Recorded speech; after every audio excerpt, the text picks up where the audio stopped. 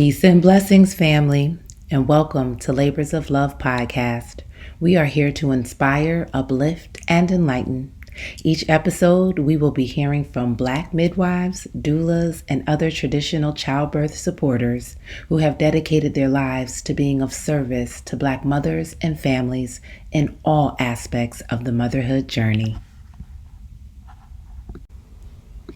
This evening, I have the pleasure of speaking with Ebony Marcelle. Ebony Marcelle is the Director of Midwifery at Community of Hope, that includes Family Health and Birth Center, formerly the Administrative Chief of Midwifery Service at Medstar Washington Hospital Center. She completed her nursing education at Georgetown University and Midwifery at Philadelphia University. She was recognized by Save the Children for their Real Award Midwife Honoree in 2014. In 2015, she was recognized by the American College of Nurse Midwives with the Young Whippersnapper Award for midwives excelling professionally with less than 10 years experience. In 2018, she completed the Duke University and Johnson & Johnson Nursing Leadership Fellowship. Mrs. Marcelle is known for her passion in midwifery and midwifery's role in reproductive justice. She continues to build culturally aware midwifery and driven clinical models of care specifically for underserved African American women. She is currently serving the following boards: March for Moms, National Association of Advancement of Black Birth, and is a collaborator with Black Mamas Matter. Most recently, she was appointed to the district's inaugural Maternity Mortality Review Committee. Thank you so much for taking the time out to speak with us this evening. It is truly a pleasure. Welcome, welcome, welcome. Let's jump right in. So, tell us a little bit about yourself. Sure. So my name is Ebony Marcelle. I am the director at a FQHC birth center in Washington, D.C. And I've been a midwife for, almost 14 years. Yeah, it's been a while. Before that was L&D nurse. Before that, jack of all trades, bartender, high school teacher, all the different things. So I have always been in love with birth work. I've been obsessed with anybody pregnant since I was little. And so when I decided to not go for a PhD program and go into be a midwife, my mom got it. She was like, yep, because you've always loved pregnancy and birth. So yeah. Awesome. That is amazing. And that kind of goes into the first question, just as far as when you knew, and it sounds like you knew early on that you had a calling to be in that space. So is that the case? How far back was it that you recall that was something that you were called to do? Very early. So I was in nursery school and I had a running mate, my homeboy, Tariq. And then my mom's friend was pregnant with a baby and she was like, Tariq is in my belly. And I was like, what do you mean Tariq is in your belly? When you're little, you're like, did he shrink and he fits in there now? So I was always just like, wow, there's a baby in her belly. Mm-hmm. So even at that point, I was like, oh yeah, I love this and always love babies. Probably if I wasn't a midwife, I'd probably be a vet because I definitely love animals as well. But very, very early. But I went to school, thinking that I wanted to be an obstetrician, not understanding that being an OBGYN really is essentially being a surgeon. And I don't like surgery. And then it was a lot more medically restrictive, medically professional restrictive. I like the hug. Right. I love the relationship, the intimacy, the continuity. So I knew that definitely wasn't going to be a fit for me. Plus, when I went to school, I wasn't great. I wasn't getting the grades I thought I needed to have to go to medical school. And I didn't have anybody saying, no, sis, you could still probably go. But I feel like everything worked out the way it should. And this is definitely what I was supposed to do. The day that I caught my first baby, I cried. I can only imagine. Yeah. I can only imagine, because just being in that energy and that space of it's just fascinating. I've never attended any other births. I've assisted, but then they kind of ended up at the hospital.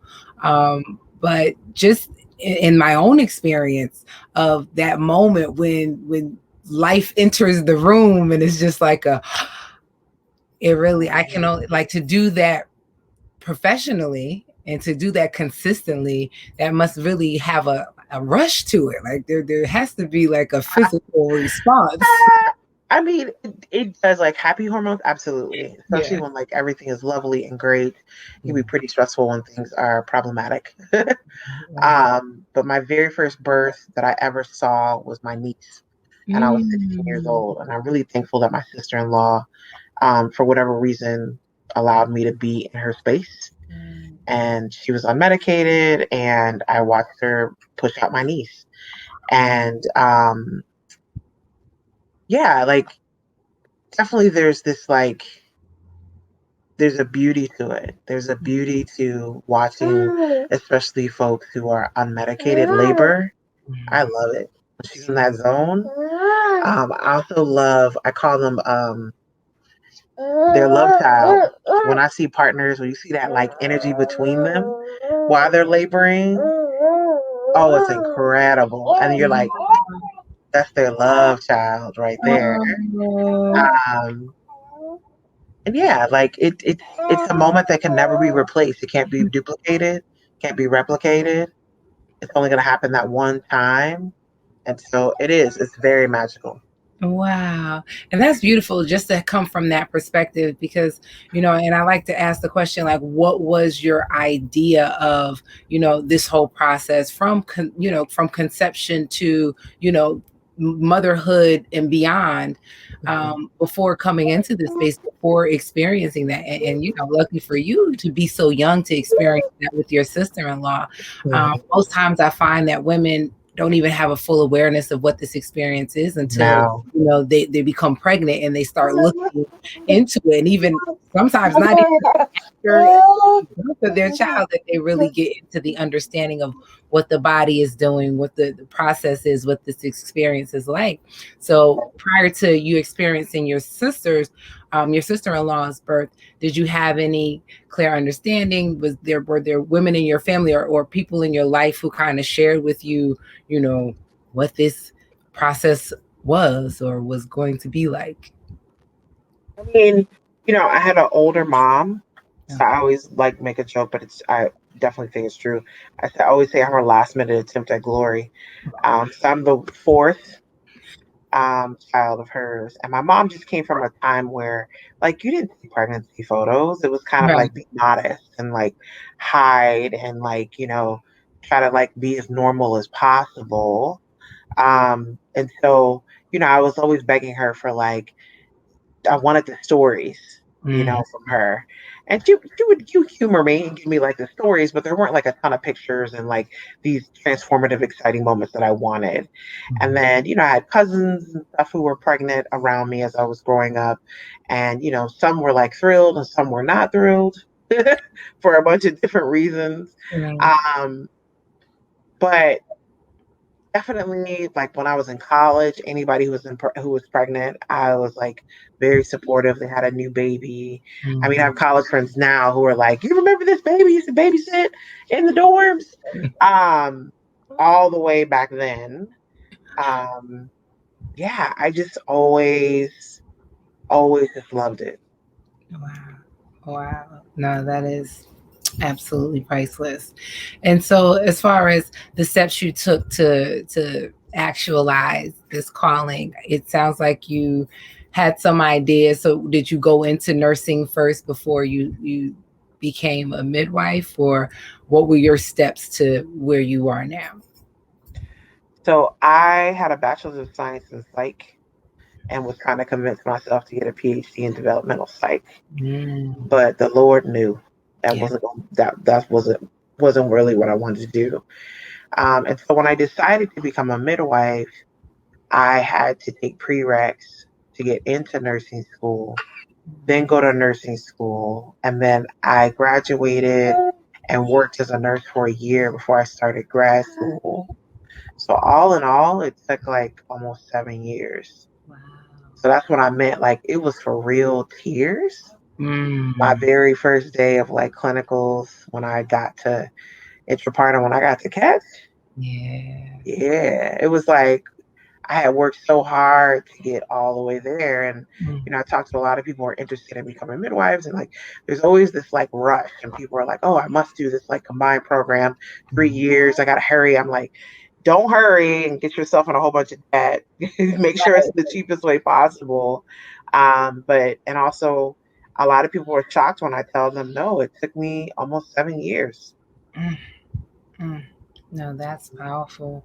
And just as far as along the way, because I think a lot of times we have, there's this conversation about having the support of women that look like you in these birthing spaces and the percentages of Black midwives. Mhm.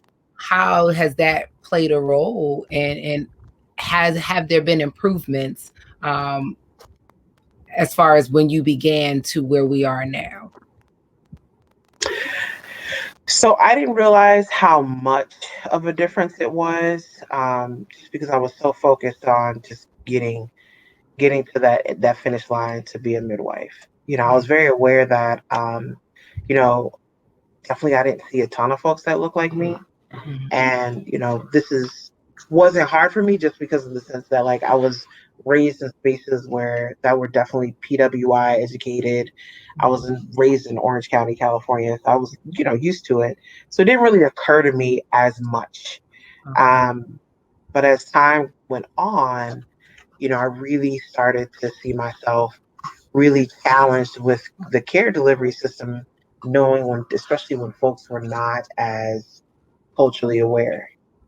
And things like I'd be in an appointment with a colleague, and the way my colleague will respond to, you know, this family, this Black birthing family, I would just be like, that's probably not the best way to go about it. Or that's not really the best answer, or that's terrible.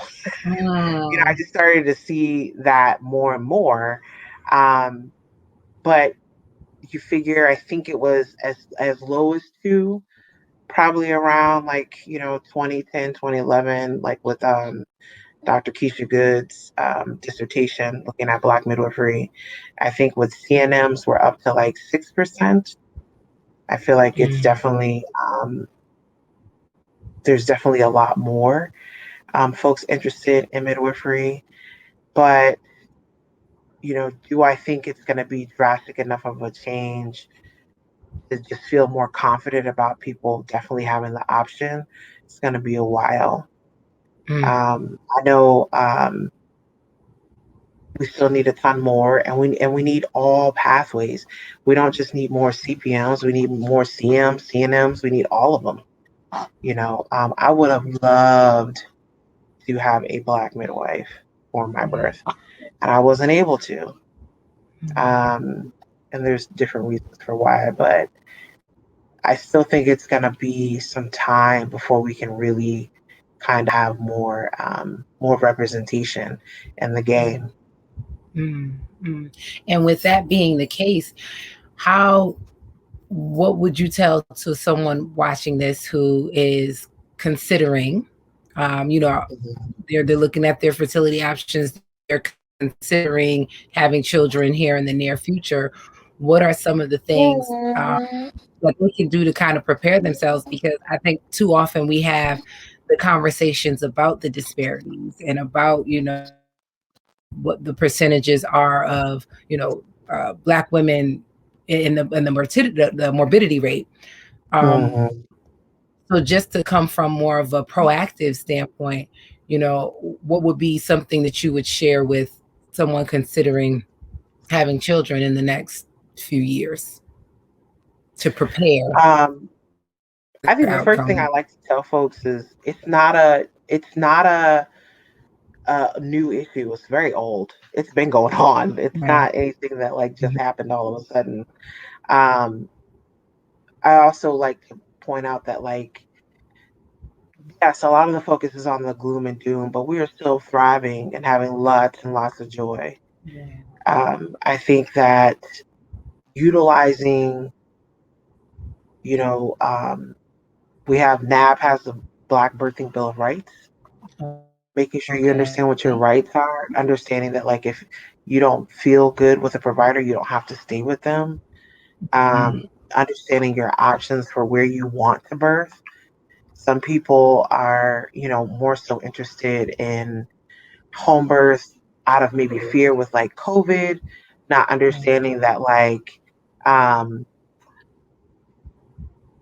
there's a commitment and like a work to have an unmedicated out of hospital birth, and that things are different. Like understanding if that is your choice. Um, there's still plenty of birthing Black families who are thriving and having joy and adding to their families. Mm. So, don't get caught up in like all of the gloom and doom. And that's my whole point about like this isn't new. Like don't let them think that this is some new occurrence. It's like decades and decades old. I think what's new Mhm. to the conversation is talking about the effects of racism. That's new. But as far as looking into all the different possible risk factors, because again, it's not race, it's racism. Yeah. But when we start looking at all the different risk factors, I mean, they were looking at entry to prenatal care, um, health behaviors, education background, marital status. They've been looking at that for decades, girl, and have been Mm. able to move the needle. Mm. So, Right. So I think that's a point. That's a great point, just in reference to this conversation about what is implicit bias and how does that play a role. And again, like trying to just be proactive about it, because like you said, this definitely isn't a new conversation. And there are things mm-mm, that they're finding, like who the support that you have in the birthing space.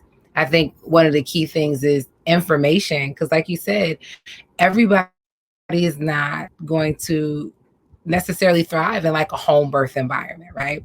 And my nope, conversations are about there's no one size fits all. There's no cookie cutter, like this is how it has to be in order for it to be a positive or, a healthy birth. Um, I share my experience because I want people to know that there are options.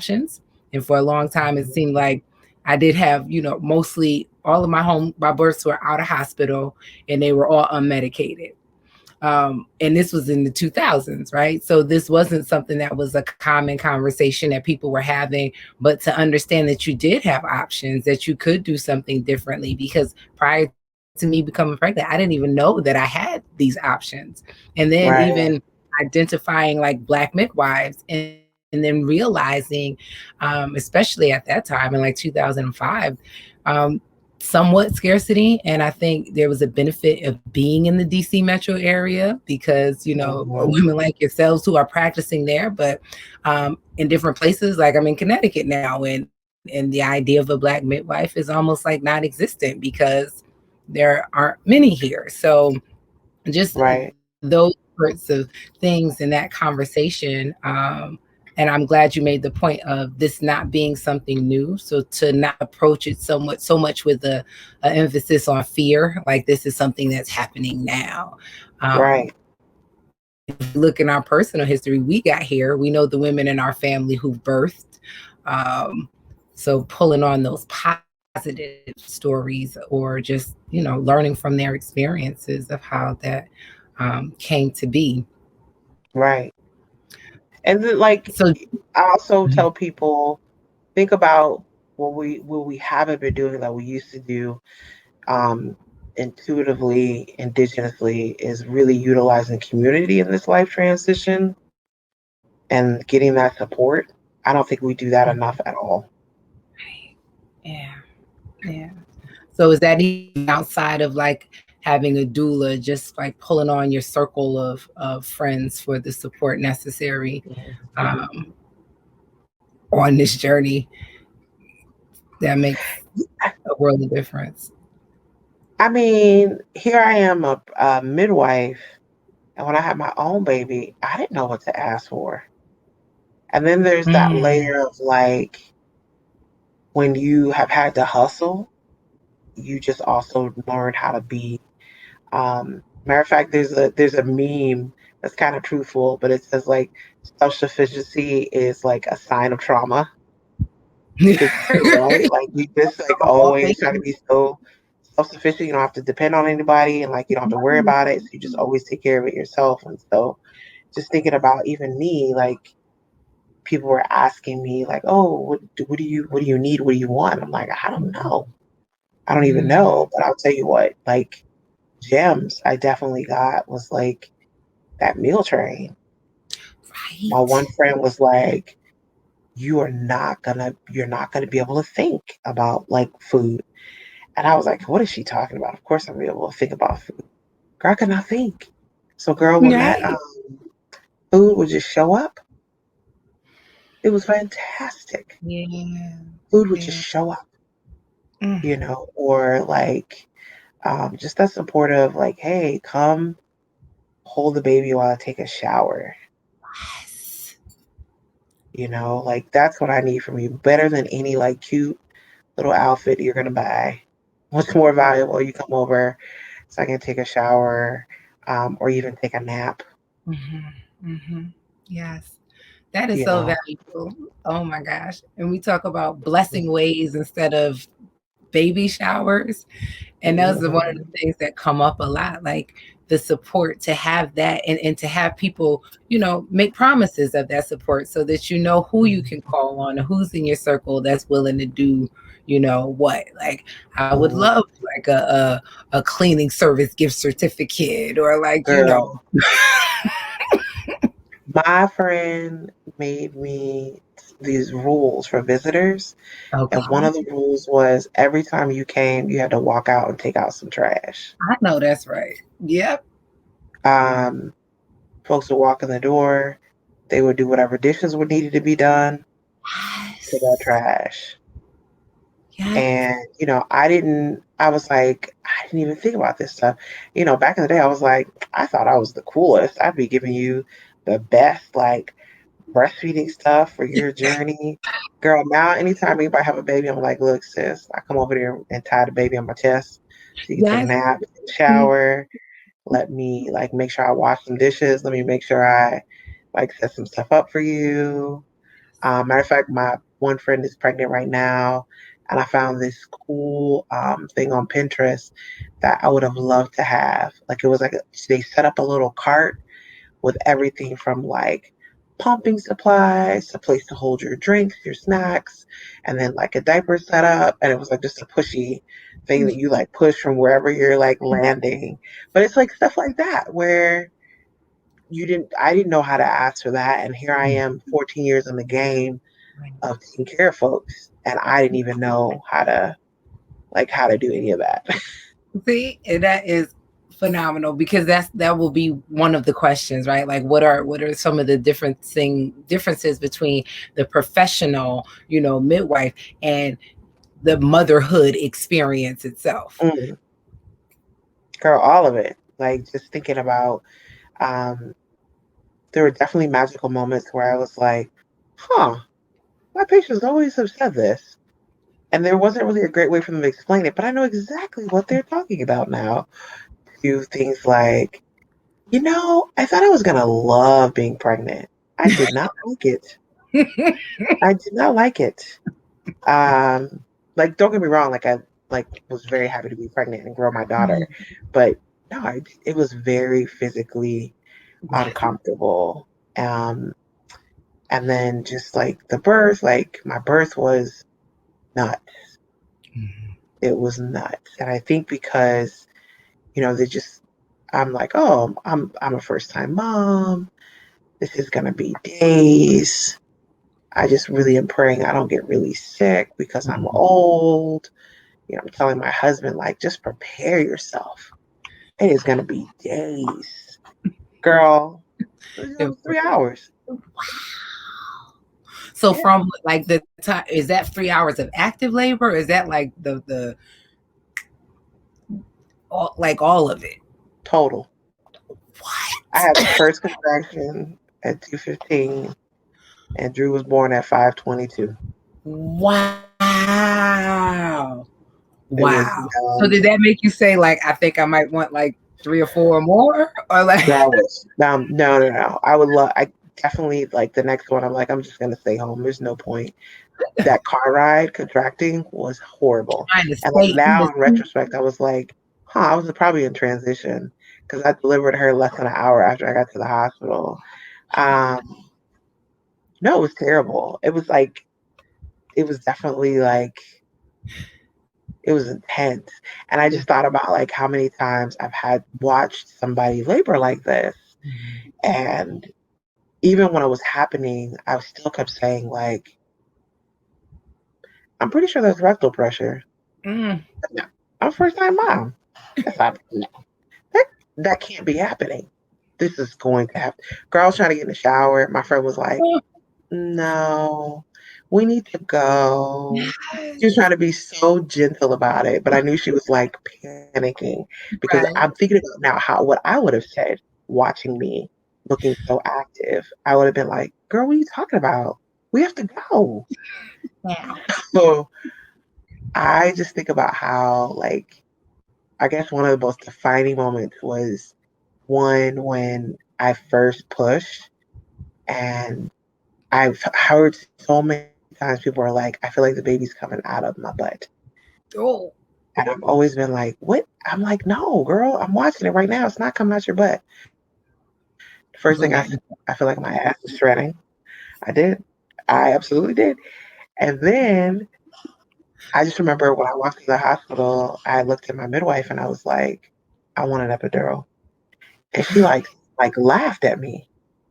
And I was like, why is she laughing? I'm dead serious. Thinking about it now, I bet she was like, you're not gonna make it for an epidural. Right. Looking the way you're looking.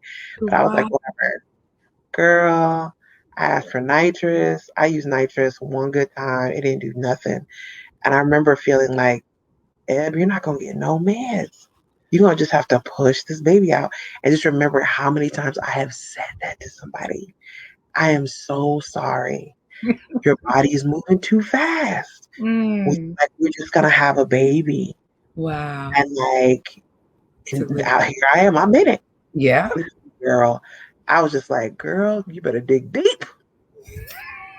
And I dug deep and I just pushed her out. Wow. But it was, it was absolutely experience, like such a crazy experience. But it was Yeah. really, really awesome. My husband caught her. He was the best. Like, I mean, I made him watch so many birth videos.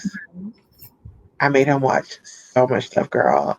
My girlfriend Malicia made me crack it up. She was talking about this is what happens when you're a midwife's husband and you're having a baby. She said she would drill her husband. She would wake him up at 2 in the morning and be like, "So, Stosha, what are the maneuvers?" Yeah. Drilling her, right? And at first I was like, she's so crazy. But as I got more pregnant, I was like, maybe I should be drilling Steph. But I didn't drill her. But I Okay, did make good. him watch a ton of videos where it was a point where the midwife was like, are you pushing? And I was like, no. And he was like, yes, she is. I watched the videos. Oh. She's pushing. And I was like, girl, I was like, he don't know what he's talking about. Ugh. Girl, I was totally pushing. He was right. He was absolutely right. I love that. I really, really do. And that just speaks to also like the partner involvement and how, how that plays into just the experience overall. So the fact that he was in the space with you and how transformative it is for him to have caught the baby. Like, Girl, he called all his friends. He was like, what you need to do when you're having the baby, you need to kiss your baby man. Like, girl, listen to him talk to his friends about it. Happy. It was so lovely. It was so lovely. And Drew's not his first. He has a son from a previous marriage. And, but this experience was absolutely different. And I was like, look, you don't understand. Your first baby, there was an epidural and everything was controlled. Like, this is not going to be controlled. Girl, he was great. I don't even remember him there, but when I watched the video, he never left my side. oh, wow. He never left my side. He was great. He was massaging me. He said he was telling me like sweet nothings. Oh, I don't even I don't know what was Chrono contractions were like every minute and a half to 2 minutes. I Ooh, told you it was 3 hours. yes. I couldn't hear nothing. But when I watched the videos and look at the pictures, he was an awesome dad doula. Oh, nice. I love it. Dad And doula. my doula missed it. Yeah. Oh, did she? Because 3 hours, you had time to get there. She thought she had time to like chill for a minute and like, girl, she walked in the room. She was like, You're done. I was like, the baby, I hold the baby up. I was like, he was like, what? That is an awesome story. Yeah. That is phenomenal.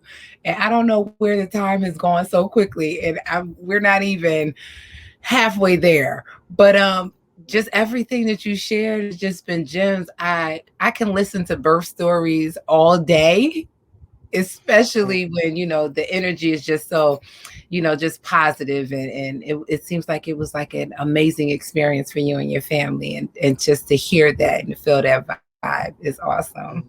Awesome. And again, I thank you so much for allowing us to kind of be on this journey with you.